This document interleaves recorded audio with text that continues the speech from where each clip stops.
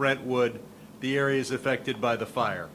I want to thank the firefighters, and I want to take an opportunity to thank the international firefighters, since I'm involved in foreign policy. Canada, Mexico, and Israel have all sent contingents. Now, what's on people's minds the most is, can they get back into their homes? Announcement was made yesterday with regard to the following areas, and this is just general. I'm going to get very specific in a second. Nearly all Encino residents are allowed to return. There's a small portion south of the Encino Reservoir that remains under an evacuation order. Brentwood, all the areas east of Canyonback Road, which then turns into North Kentner, are opening to residents. There's a small portion east of North Kentner that remains under order, but there are only about 4 houses in that area. Woodland Hills, anything north of Entronto Drive or north of Topanga Canyon Boulevard, when it becomes a kind of curves and becomes an east-west street, is opening. Topanga area, anything north of Topanga Skyline Drive is opening to residents. And when I say it's opening, I'm talking only to residents now. Others may not be allowed in. Finally, Calabasas, north of Mulholland, is opening to residents. But what you should do, and this is going to change from time to time, a lot of people are anxious. When can I get in? You go to the website. Others have said that website. It's Genesis with an unusual spelling, protect.genesis.com. But when you look at that screen, you may be confused. There are all kinds of flashing lights that are going to say evacuation and warning. But what you need to do, if you can come here just a little closer, is you look at the left-hand side of the screen, you look for the word reason, and you read the next sentence. So in this example, it says open to residents. Don't be confused by the rest of the map. Put in your address and look at the word reason and read that sentence. That will tell you whether you can get back in. It will also tell you whether you can have guests. Now, let's go on to the next. If you can't get in, you're going to want to check on your home by looking at the website at the bottom here, recovery.lacounty.gov/Palisades Fire.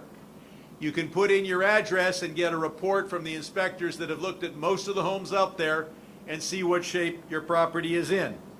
You're of course concerned about the security. I've been up there. The security is good.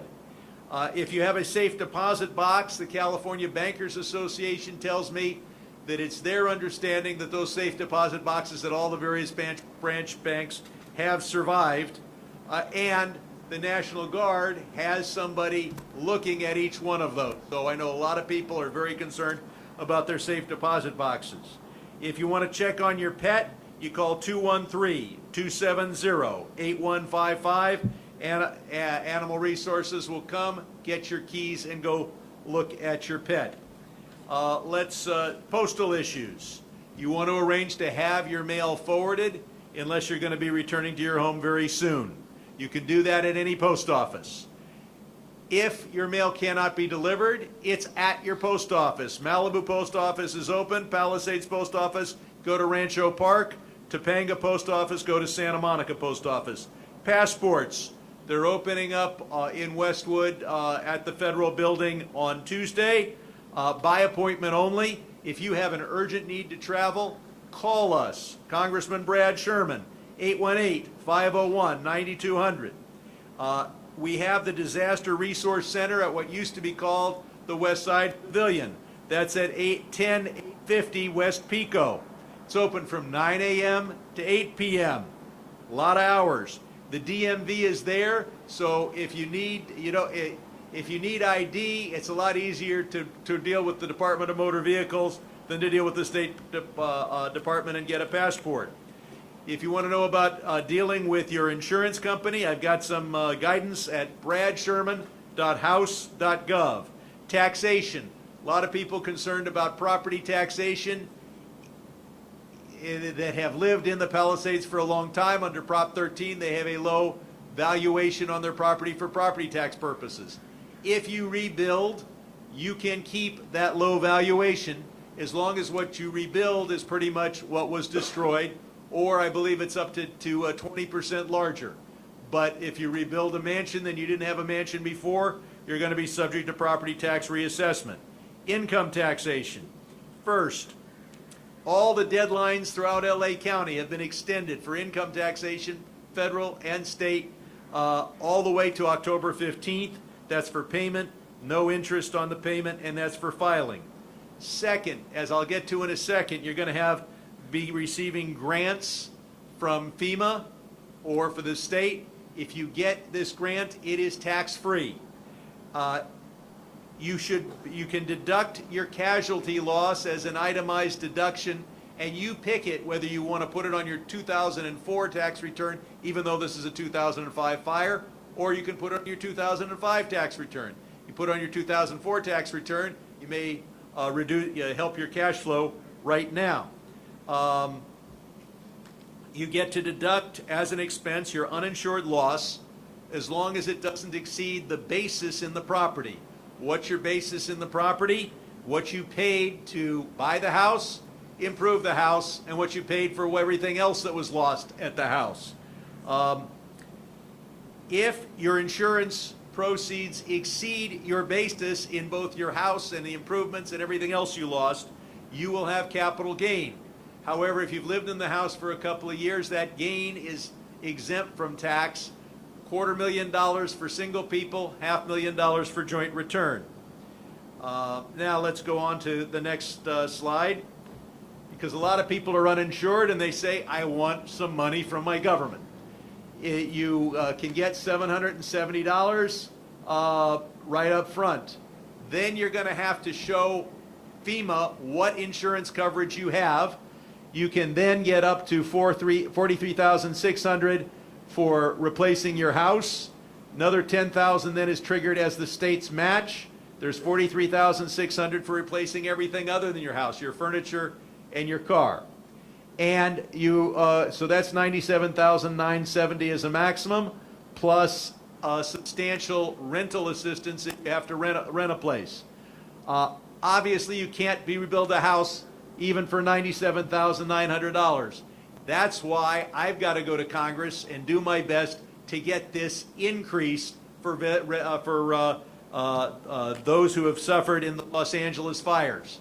I've got 10, maybe a dozen members of Congress coming here tomorrow. We're going to take them up to the Palisades and mobilize the effort to have Congress do more than what I'm describing here. In addition, next, to the grants, there are loans. $500,000 to rebuild your house, $100,000 to replace your cars and furniture. The interest rate is 4% or less, usually less. 12 months you don't have to pay, but the interest is running. What about businesses and nonprofit organizations? Can borrow up to $2 million. Usually the interest rate is 4% or less. It can be higher. 12 months you don't have to pay, make the payments, but the interest is running. And that is to deal with not only the physical losses, but the lost sales and economic injury. So I've gone on for a long time. I want to thank President Biden for doing absolutely everything that is allowed for him to do, mostly to make sure that our government agencies are paid for their firefighter costs and the rebuilding effort, including Palisades High School. But we're going to have to do a lot more. And finally, we've got to build back better. Current state law says if you're building back in the Palisades, it has to be up to the code, the fire prevention code that otherwise wasn't, that's applicable to all buildings built after 2008. We know that fire code works. We haven't analyzed this fire, but we saw in Paradise, Northern California, 55% of those homes that met the new code survived. Only 18% of those who didn't meet the new code survived. We're going to have to do a lot of thinking about how to make our society more safe from fire and more resilient. I'm Congressman Brad Sherman. Thank you for letting me speak way too long. Next up, Los Angeles County Board of Supervisors, Lindsay Horvath. Thank you very much. Our focus in this moment is keeping people safe while we repopulate the evacuated areas and providing clear communication on who can come back and when. We're prioritizing access to residents' homes that survived the fire to allow time for the EPA and relevant agencies, including utilities, to do their cleanup work. This work is extensive, it is complicated, and it is essential. Understand this is not returning to normal. You may or may not have water access, power, or gas. Utility infrastructure is damaged throughout the fire-impacted region, and time is needed to effectively address all of these issues. When you return, be prepared to arrive with an N95 mask. Airborne toxins remain in these areas, and your health and your safety are critical. Be prepared to show ID or proof of residency. This is why our disaster recovery centers are helpful centers to provide you with that documentation if you do not already have it. You can coordinate with our sheriff and National Guard to ensure resident access is smooth in these allowed areas. We are coordinating with them so they can communicate with you. Our impacted community members deserve safe and swift access to their property. That is our goal. We will be here in our 3rd District office to walk with you every step of the way. There are many steps.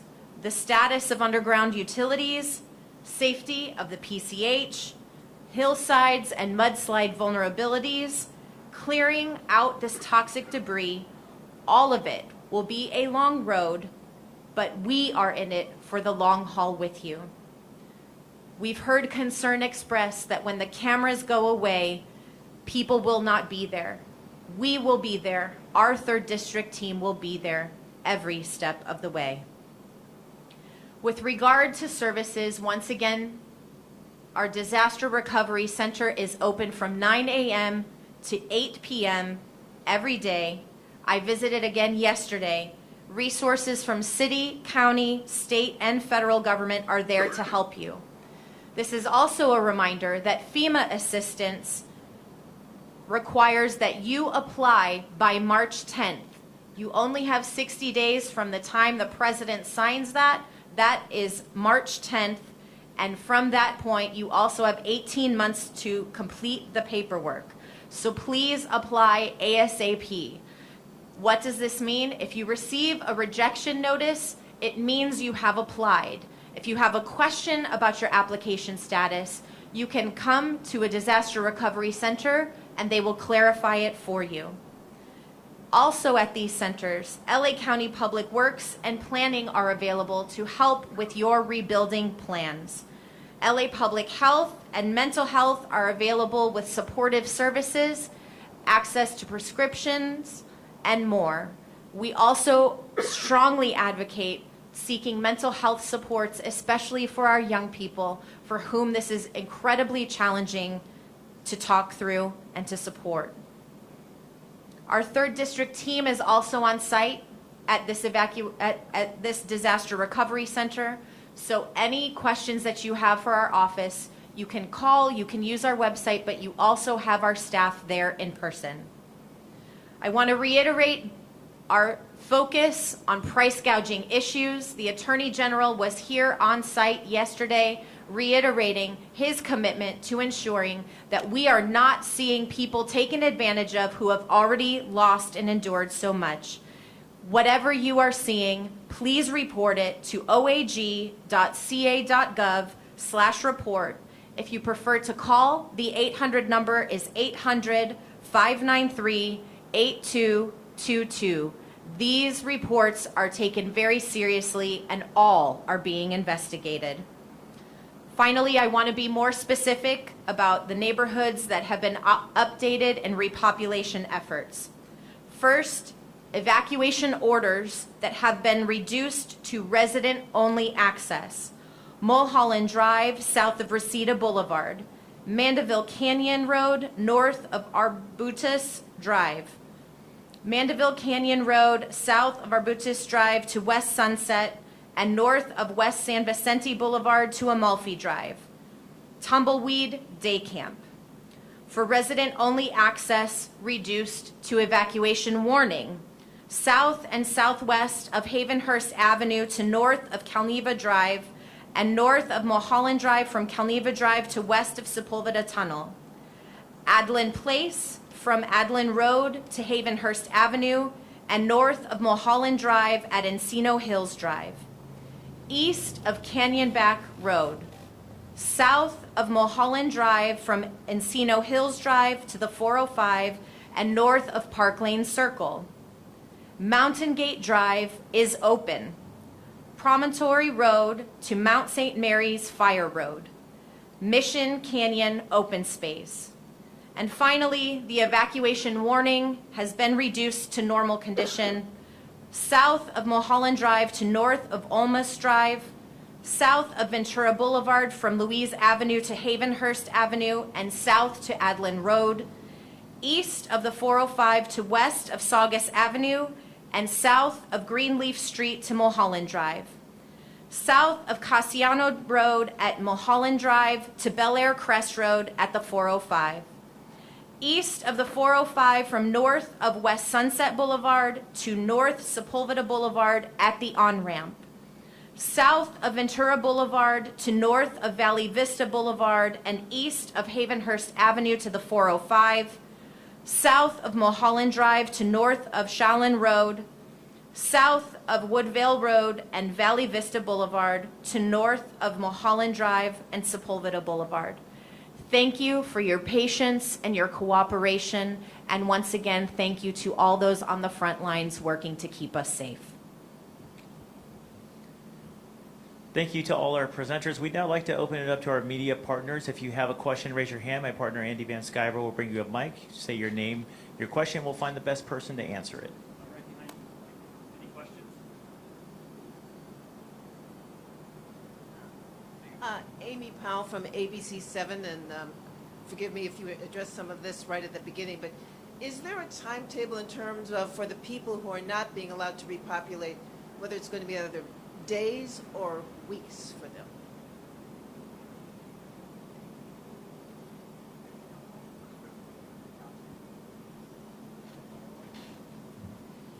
CAL FIRE leadership is in charge here at Incident Command, and they make determinations each day about which areas can be repopulated and what conditions are safe for folks to do so. So I would ask a representative from CAL FIRE to talk about what that process is so people can understand what is happening here in order for them to be allowed back into their neighborhoods and what that process looks like.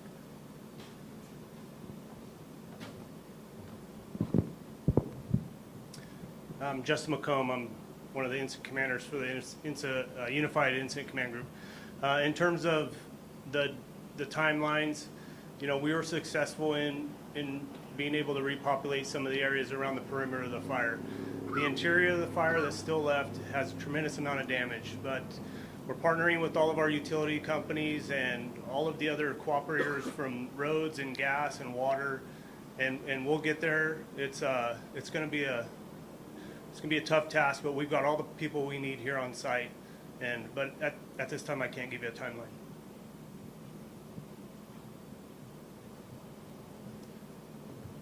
Couple of things. EPA has been given a major grant by FEMA to come out here.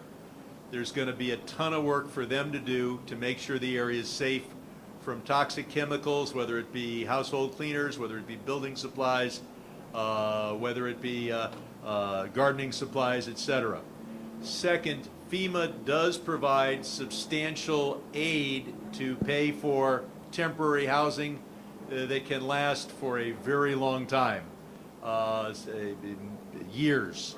And go to the FEMA site and apply there. But I know people are so anxious to get back into their homes. Those who are actually within the fire perimeter are going to have to wait a while. Any additional questions?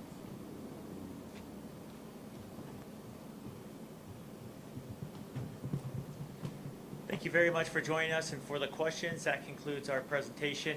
A reminder that we do have a virtual community meeting tonight at 6:30. Link is available on the Palisades Fire website.